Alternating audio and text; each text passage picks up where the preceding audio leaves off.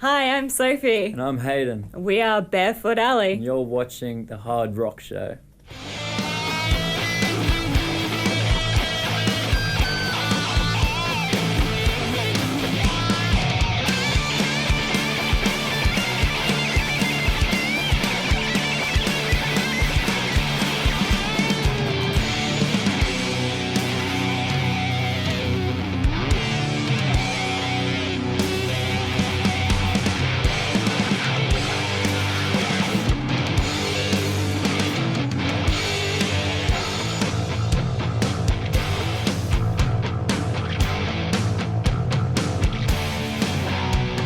Welcome to The Hard Rock Show. I'm Andrew. I'm Den. I'm Jimmy. Tonight we've got a lot in store for you, but just so you know, this week we decided to review Adrenaline Mob, Arcane Saints, Randy Rhoads, Days of Jupiter, Evil Invaders, Hide of Hulk, and Terra Nova. And tonight's feature artist, which is the only guaranteed thing that's going to go to air, is Barefoot Alley from Queensland. That's everything for this week. Yeah, big week. So whatever doesn't make it to the cut will be going to YouTube as soon as possible. But as always, Dennis takes over now. Tonight's classic clip, I almost said clip of the week, Dickhead. is Sabotage. Ooh. And Espionage totally did not rip off their logo. No. Hall of the Mountain King.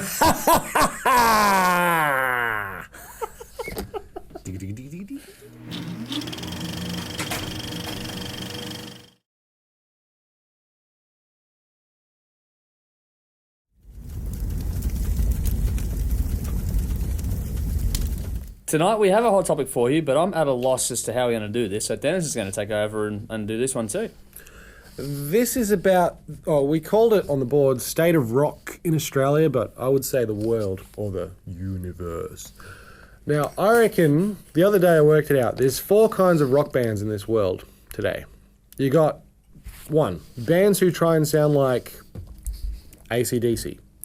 2, bands who try and sound like Led Zeppelin. 3, bands who try and sound like Guns N' Roses, and 4, bands who try and sound like pop radio rock like Foo Fighters, Coldplay, all that other garbage.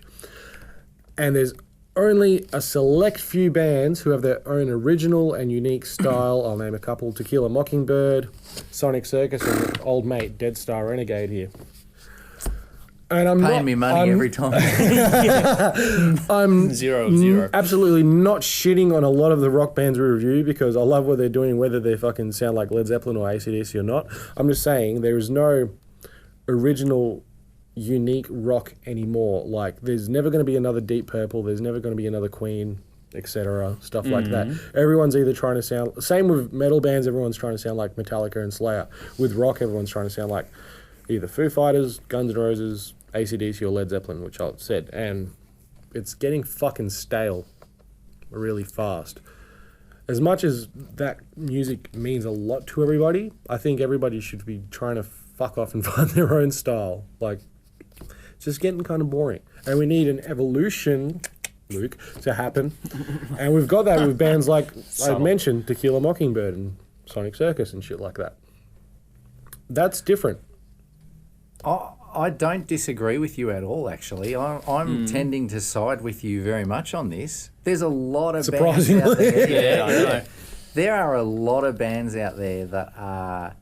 Well, I'm going from an Australian viewpoint here a little bit, that are really sounding a lot like AC/DC, Rose Tattoo, those type of bands. And there's not necessarily anything wrong with that. Nothing wrong with that necessarily, but when everyone's doing it, it's kind of... That's right. There's so many of them that are doing it. And I posted about that on Facebook fucking about 12 months ago. I said something about AC/DC. Every band sounded like AC/DC. I think there was a band that sounded different to AC/DC. And I was like, wow. A local band that doesn't sound like AC/DC. And a lot of people can me for it. But I tell you, I think you're spot on the money. I think people need to just think outside the fucking box for a change. That's right. And not look at these bands like AC/DC and Rose Tattoo and the Angels and go, oh, that's fucking Aussie pub rock, so let's fucking do that. They're kind of like using it as a fucking template. Yeah, and that's where I'll step in, and I say that they look at that as a template because they'll look at what those bands had as their greatest hits and then try and create a whole album of that. Yeah. But you're and they've talking lost 40 album years craft. ago. Yeah, I know, but they've lost the whole album craft aspect because of that, and so the whole album comes out at one gear only, Yep. and there's no dynamics on an album worth of stuff. What I think is going on now is we're actually starting to see the first real second generation come through. The children of bands like Led Zeppelin and Sabbath and all that sort of stuff and Deep Purple. I hope so. Their people are actually... The kids from that generation are now actually old enough to start making an impact, if not already a bit past it. But no, probably way not quite. past. Way No, past. not really. They're children's children. Maybe, yeah. But I think what's going to happen is that it'll be the same as it's always been. And that is that the cycle will continue, and then there'll be something that comes along that'll reset the playing field. We had it with Nirvana when they came out and killed off metal pretty much in general, and they stripped all the production value, everything out. Yes, I know. And I've got the timing due this night, and I didn't let the thing go off and make a buzzing noise like someone else does every week. I'll give you that. I'll give you that. But what I will say in return to that is that was now over 20 years ago.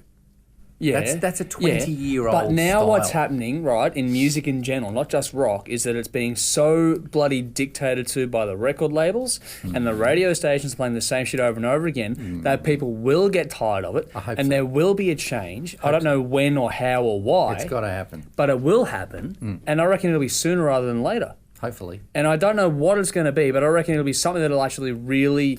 I think that dubstep tried... Not that I know much about dubstep, by the way, but just from what I've heard of it, it's Bullshit. tripe. You love it. But get fucked. but yeah, bang to you, boy, old Dubstep. Yeller. What's that Pokemon? That's about it. But I think that there are elements that have tried over the years to try and do that. But I think also what's going to happen too is that people are going to actually start switching off the mainstream media because they're being oversaturated with the same shit over and over again. And that's why so many bands are doing the same thing, because all they see about when it comes to the old classics is the same shit over and over again. Yeah, well, that's right. Because of things like what we're doing here, hopefully another generation will come through and be a little more educated. Bloody hope so. So, We need more uniqueness. We need more originality in rock, please. What do you reckon? Are we full of shit or are we on the money? What do you reckon? give us your thoughts on the page. Do it, do it. First review for this week is Arcane Saints Melbourne act with their third release overall, if I'm correct, called In the Shade of the Juniper. They'll be releasing their first ever Pro Shop video Juniper. very soon, and if you like them, then check them out on Friday, June 5th at the Prince Band Room in St Kilda with Jericho. This is their EP, 6 tracks, 23 minutes, and Jimmy's going first. Well, I really enjoyed the first album, I think it was, that Arcane Yeah. Saints did. I thought it was pretty good. And this is a good natural progression, I reckon. The songs are really well written. I did enjoy the fact that Mike, the vocalist, is really pushing himself vocally. There's a Yeah. song called Fool's Gold, and he's really pushing the limits of what he can do, and I think it's great, and he should keep doing it. He's got a good voice. Production is A1. There's rock and there's a touch of grunge I'm hearing on Yeah, this. that's standard for them. Yeah, which is pretty cool.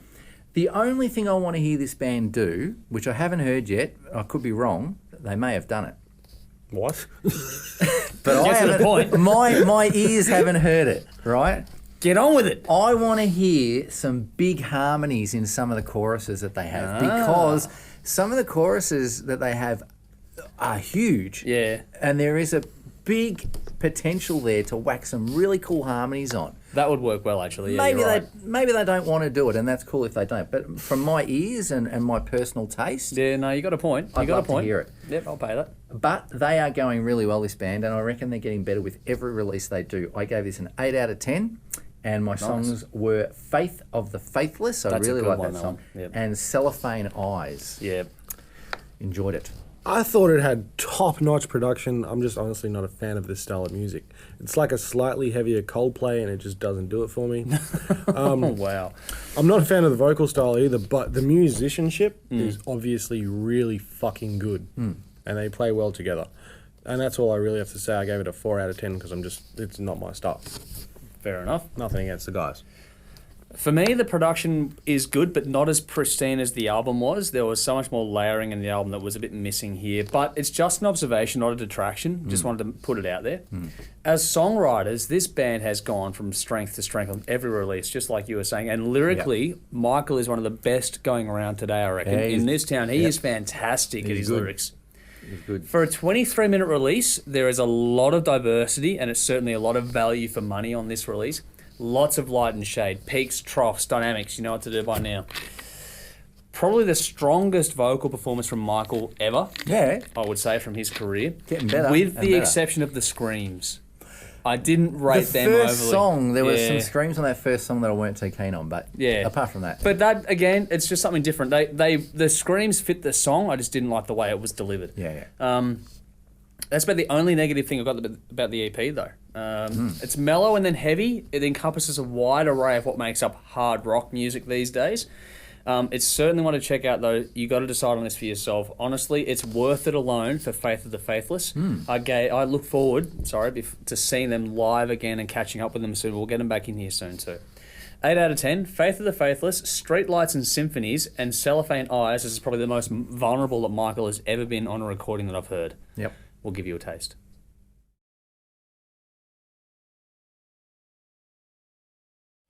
For you next, we have Terra Nova with Reinvent Yourself. 10 tracks, 43 minutes. This one is another one from Melodic Rock Records. It's their 6th studio album from a Dutch 4-piece, formerly on Frontiers Records until 2014. They split with their label due to differences over where the album should be going creatively. Yeah. And so I give them credit for that, for sticking to their guns. Jimmy, I'm assuming you're going first. Okay. Straight up hard rock AOR sort of style music, this one. I'm hearing a Jeff Tate influence in the vocals. The recent Jeff Tate, not the early Jeff Tate. Two completely different styles. Yeah. Tater Tots. Lots of vocal harmonies matched with straight up soft rock. Now, You've gone from hard rock to soft rock in 15 seconds flat. Yep, I'm going to make a point here. I want to make a point here. When This'll be Dennis, good. when Dennis and Andrew talk about me liking pop type rock bands, as in Heat and Work of Art and bands like that, this style of music is what I think they're talking about. This is a lot softer than Heat and Work of Art. No, it isn't. Absolutely. Dude, I canned Heat because they ripped off Britney Spears. Well, I'm getting to it. And Work of Art did Backstreet There's lots Boys. of Yeah, keys, exactly. lots of keys, melodies, but it is quite soft. I love parts of it, but other parts not so much. Overall, it's a harmless listen, but it's too soft for me. It is. There is a difference. Hang on, There is you're a saying massive this is too difference. soft for you, and yet you raved about Toto. That's your Yep. album of the year, Yep. and then you call this too Completely soft. Different. This is Okay. completely different No, to it's Toto. not. It is. To Toto, Heat, Work You know what of the Art, difference this is? The different. production. No. Maybe, but it's different. It's the production. I gave it a 7 out of 10. I had one song called Rock Army that I liked. Well, my first thoughts were keyboard heavy, real riffs. This sounds like an AOR album. If you like Journey, Asia, and Toto, you'll no doubt love this. Great production, kind of a cool laid-back guitar This will tone be the that first episode you and I have agreed this much. plays bitchin' riffs. It's AOR done right. It's AOR that doesn't sound like Backstreet Boys. It's catchy, it's cheesy, it's poxy, fun stuff. Gave it a 6.5 out of 10 for the fun factor. Jeez. See, in my notes, I put it's a very big throwback, and I thought Jimmy will enjoy this because he does bang on about these bands a lot. No, this is Yes. way too Shut soft. up. The song Jenna is straight out of the 80s, as is the majority of this album.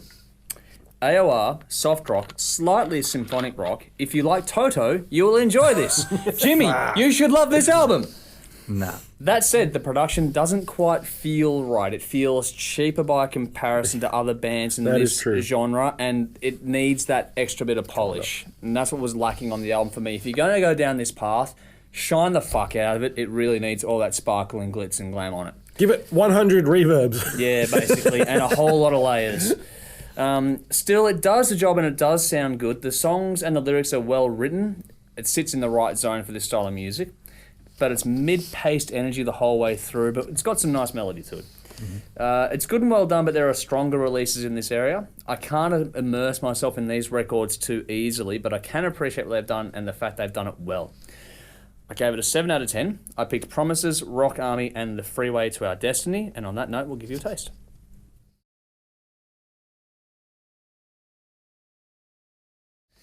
Next up is Evil Invaders with Pulses of Pleasure. 9 tracks, 42 minutes. Pleasure. Pleasure, man. Really? Yeah, pleasure. I suddenly became Asian. Pressure. Oh wow. Okay, this might not go to air. 9 tracks for 42 minutes. Full length. Shut up. Full length debut from this Belgian 4-piece from Napalm Records. Now you can have your turn. Fucking speed metal, mate! Oh God. This album is exactly what the first track is titled. Fast, loud, and rude. Yes, it can get repetitive at times, but at least it has balls, unlike other shit we review. If you're a thrasher or old school metalhead, you'll fucking love this. I gave it a 7.5 out of 10. My standouts were Stairway to Insanity, Venom, and Master of Illusion. Okay. Please go, Jimmy. The vocals sound weird. Yeah, they do. Weird is not the word I would use, but anyway. It's not bad. It's just that it has no originality whatsoever. There's plenty of energy. They sound like they'd be an entertaining live band, I reckon. Standard thrash. They go well in Melbourne. Yeah, standard thrash 80s style. It's okay, but it's kind of just okay to me. Not a fan of the vocals at all. It sounds a bit like Justin Hawkins in a thrash band. The music. There's the espionage review. We know what you're up for now. The music is not bad. Not bad. The vocals are no good. I gave it a 6 out of 10. No Wow, chance. even lower. Wow, once we're below 7. This is good if you're stuck in 1983. That's fucking right. This here I put here, I wrote down, this will probably be Dennis's pick for the week, and I'm pretty sure I'm right on that front. If you think Kill 'Em All era of speed metal or thrash, you'll know exactly where this sits. Right down to the production with the lack of representation for bass. Yeah, I didn't hear a bass. No, there's no fucking bass notes to be heard on this album at all. Okay, And it's as though Lars and James got together and produced this album for them. And okay? Justice for All Part 2. Exactly, pretty much. All right. The opening track, as Dennis covered off, is fast, loud, and rude, and that sums up this album, but not in a good way. The vocals are outright fucking annoying. It's got balls, but... They're annoying. When he does his semi-spoken vocals, they're okay. But when he squeals, which is at least everything... Shut up. Then like this gets Justin old Hawkins. quick, and I was waiting for the end of it by halfway through. Good riffs and some good moments and groove, but that's about all I can find to enjoy. 3 out of 10. Blinded, which is an instrumental track. Thank fuck for 2 minutes and 3 seconds of no vocals. I'll give you a taste. Meta!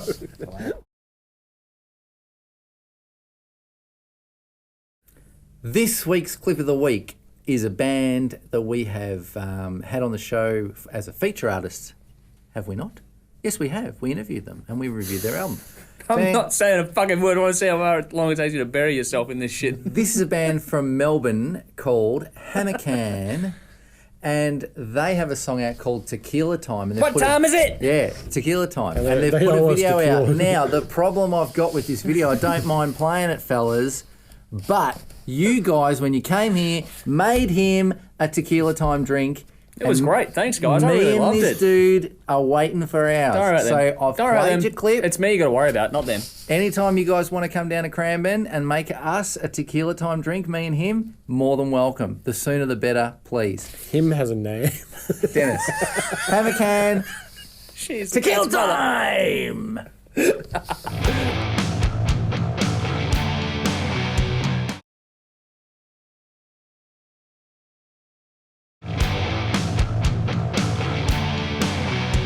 Feature artist this week is Barefoot Alley with their debut album, 24 Hours. It does come on vinyl as well, for those of you that would like to get that sort of stuff. Yes, go on, Jimmy, do you make a Hand trick? it over, baby.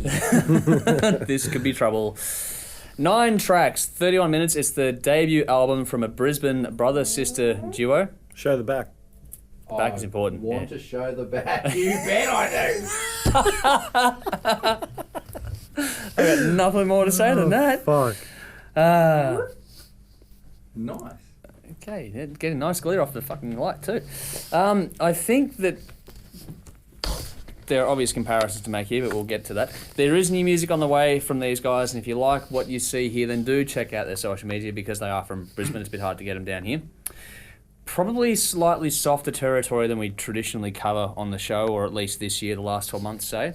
Yet, that said, this is actually heavier than you think it might be when I say that. I reckon, for me, I listened to it a few times and it was actually heavier than I was expecting. It's easy to compare them to the White Stripes, but I feel there's also an interesting blend of Led Zeppelin and Rage Against the Machine. If you don't believe what I'm saying, check out the YouTube clips of their live performances on that because they do it really fucking well. Give me the album. There's a story on the back of this, which I'm going to read very quickly. Recording our debut album in 24 hours was never an option in my mind. I wouldn't have thought the results could be anything worth putting out. It was a dare to begin with, then became reality when suddenly we had a date booked with the studio on the 27th of February 2013, also my brother's birthday. 8 hours in and I was already pulling my hair out. Working under such pressure to get the songs right was too overwhelming for me. Hayden, on the other hand, loved it. So much so that with only 1 hour to go, he wanted to record one last song that we've never played. I almost threw up. I wanted to kill him. This is the opening track for the album and it's called 24 Hours. That's from Sophie, the drummer and older sister. That's the story of how this album was created and they deserve a whole lot of credit for that alone. A whole album in 24 hours? Yep. Wow. Unheard of these days in my mind. No one does it anymore. Great production for the style, but not everyone will like the fuzzy guitar tone. I get that, but it does thicken out the sound well with it being a two-piece. Great songs overall. Lots of up-tempo and slower stuff. So you've got your peaks, troughs, dynamics. Have a drink on me, right? You're all going to be pissed today. Another short yet diverse release. Short, sharp and snappy from them for a debut, but considering the circumstances, they've done a really good job with this one. I really did enjoy it a lot. Check it out. Make up your own mind for sure. We'll give you a taste later on, but this is one for those of you that like some depth to your library and don't like just the one thing over and over again. I picked 24 Hours, Wrong Guy and Feel, and I gave it an 8 out of 10. Well, I'm new to this band. That hasn't happened for a while. 24 hours. Someone tuning by right as you're doing a review. Gotta love that. 24 hours, that's incredible. And I get what you say about Rage Against the Machine. I heard that as well. It's the funky groove kind of thing underneath it all. I thought the production suited the style of music very well, but I thought the vocals were too far out in front. Yep. And I wasn't much of a fan of guitar tone either, but I'm very anal about my guitar tone. You are. And the style of music, of course, isn't my thing. But I actually surprisingly found myself leaning more towards the piano songs more than anything else. Yeah, cool. I gave it a 5 out of 10. Yeah, well, it was an interesting release, and to do it in 24 hours is a phenomenal effort, and they do deserve props for that. Because, God, that's hard work. Yep. You know, It's a massive effort. it's very alternative rock. It's not really my preferred style, but I think it's fairly well done. Songs are really well structured, I thought, and the production has that alternative feel to it. The buzz guitars. I was interested to hear what you were going to say about that. And, Yeah. This would go really well on Triple J, I reckon. They should be flogging it. Yeah, but I think won't. it'd also cross over in Triple M really easily too. Probably. I think probably more suited to Triple M these days actually than Triple J. Yeah, probably. I've listened to Triple J for years because it's just shit. Yep. A bit of a Wolf Mother 70s rock Yeah, I kind feel of get to that it. too. Yeah, I Yeah. kind of get that. Yep. Love the Better than packaging. Wolf Mother though. Yeah, love the packaging. Yeah, that's phenomenal. Great. Vinyl. Gee, a lot of bands bringing out vinyl at the moment. Really making a comeback. It's good because I bought a record player, so I'm wrapped. I can get all the vinyl now and, pretend I'm... Yeah, you'll get your Onslaught vinyl back when I get my fucking Harlot EP back. I've got the CD, just not the cover. But, I didn't mind it at all. I gave it a 7 out of 10. 24 Hours. That was my favourite song, and considering they wrote it on the spot or Yeah, they hadn't something? performed it before. Yeah, they hadn't played it before. Bloody hell. Fair effort. Pretty cool. You know, not really my thing, but at the same time, you appreciate it when it's done really well, and it's done well. You've got to think sort of the White Stripes, but it's not the White Stripes. You've got to think about that blended with Led Zeppelin and Rage Against the Machine to kind of get the real... It's a really weird mix, but I liked it a lot. Yeah. Certainly one to check out for yourself and make up your own mind on. But we did do an interview with them when they were down in Melbourne very recently, and we'll throw to that now and give you a clip and then come back and wrap this up. We are here with Barefoot Alley. How are you both this evening? Very well. Yep, good. It's good. So first of all, it's a two-piece band, so introduce yourselves and what you do in the band. I'm Sophie. I play the drums and backing vocals. Yep, and I'm Hayden, and I play guitar and I sing. So for those that don't know, you're a two-piece band. Your siblings. How did this all start? We started end of 2011. I was in another band, a two-piece band, similar type of thing. And the drummer, he took off to the States for 6 months, and I was, we were just starting to get gigs and stuff, so I was getting frustrated not booking any shows. It was kind of like, I felt like I've just started something and I had to stop, So Soph basically got sick of me whinging and said that she wanted to drum, but I thought she was just talking shit. So I basically, I said to her, well... I thought I'd try it out. I was like, I'll try it out and see if I like it. So I loved what I did. To make sure she was like serious, I lined up a show like within a month of that conversation, and she did it, and she did great, and it's gone on from there, I guess.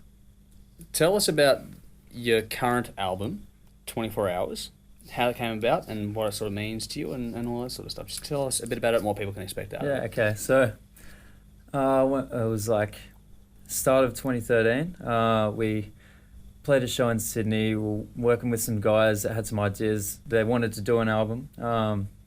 But we were still, relatively new. We didn't really know much. We didn't even think about doing an album, to be honest.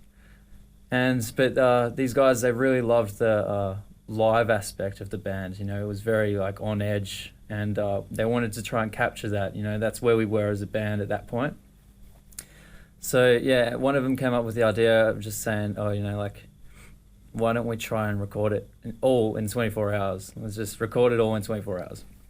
And at first we thought it was a joke, we just were like, no, I thought he was genuinely joking, but he was dead serious. And, next thing we knew, we were like booked in to the studio, we had a date, and it was kind of like, well, here we are. Yeah, here we go. try to do it.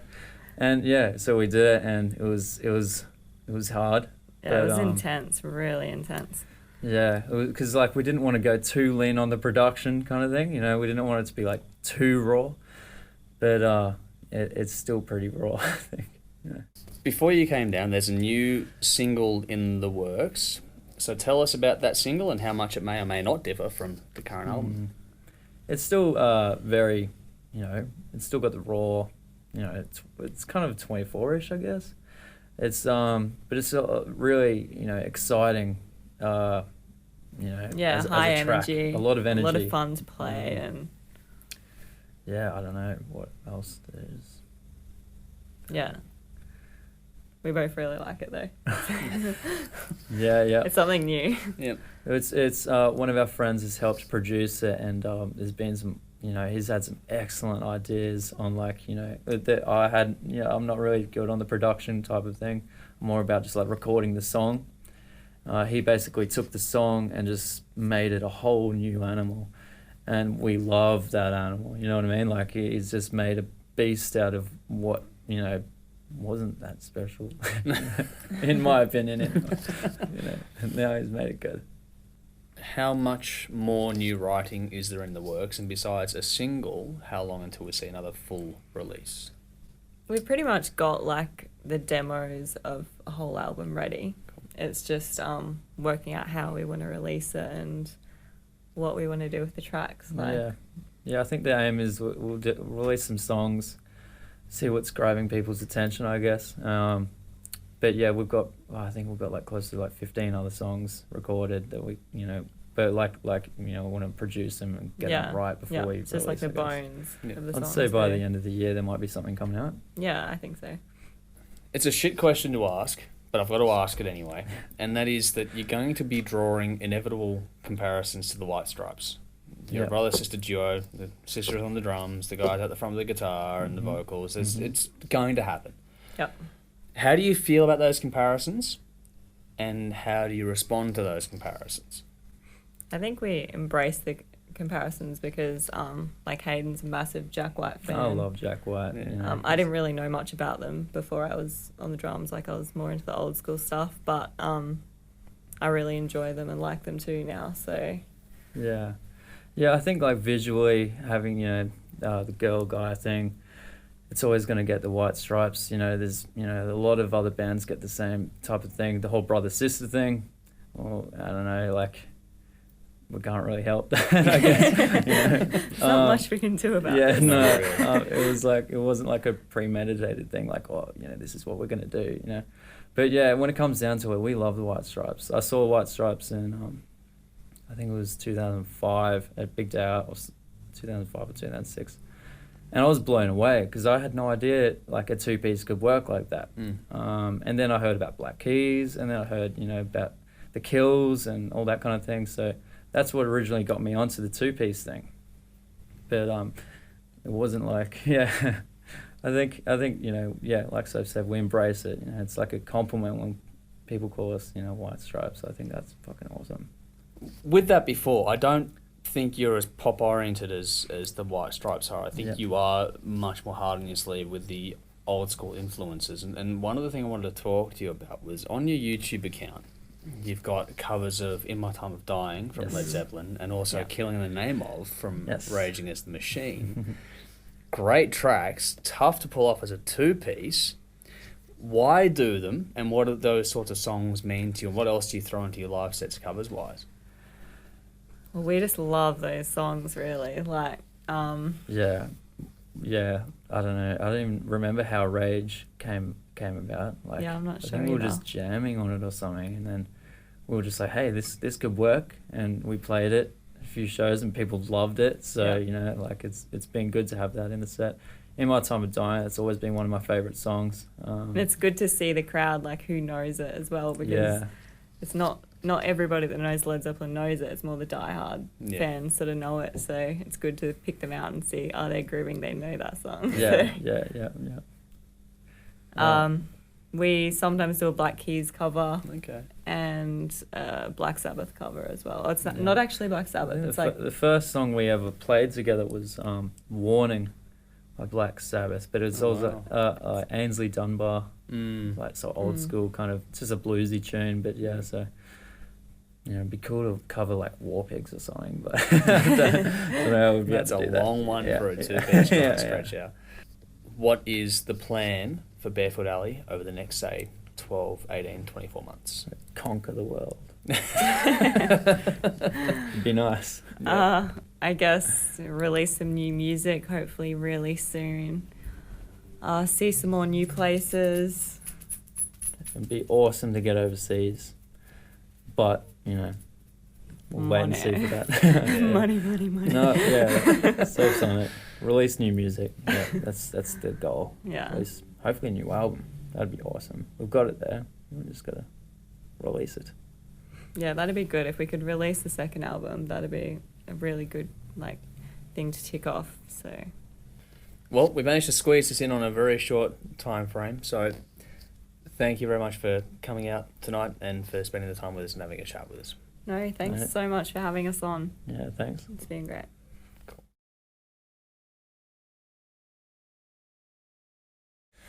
Well, it's about 12:30 at night here as we film this, and it's about midnight for you all watching at home. Fred's over it, and I think you're over us for a week, so we're going to wrap this shit up. As always, details are at the bottom of the screen. Hope you've enjoyed the episode, but feel free to leave your feedback. We encourage it and want you to do so. We did make a mention in last week's episode about the fan film being done on April 11, but we've decided to push that out a little bit to get the best result possible. We'll give you a date on that very shortly. We do have a date, but we're just going to hold it off for a little bit longer just to, build you up, then bring you down, then build you up again. Just, what you do in TV land. But, as always, also, Jimmy. THRS Radio Andrew, greatest radio station on the planet, playing the hits of everybody. I actually heard it was the greatest radio station in 9 different galaxies. It is. Wow, it is. 9 galaxies now. And It's the better than people last that 8. listen to it, man, fucking everybody listens to it. It's getting a lot more listens and a lot more things going on there too. So it is all shaping up very nicely for us over on that front. And everyone that performed on the Randy Rhoads tribute album will be listening to it as well. They can all get fucked too. They all can get fucked, yeah. Don't ever bring that up again, please. They are blacklisted. Shut up! I am going to hit him with that skull Love it. right as soon as we shut off the camera so there's no record of it. Please do. Yes, but the social club as well. If you'd like to be part of the fan filming stuff we do, then that's the place to be a part of it all, as well as, you know, some sneak bits and pieces that you don't see anywhere else. Yeah. But I think we're done. We'll be back next week with another special episode. Something to do with this little boy right here. And we'll see you then. So same time next week. Until then, I'm Andrew. I'm Den. I'm Jimmy, and you know what you can do right now? You can turn on THRS radio and you can drink up! And fap on. I mean, rock on.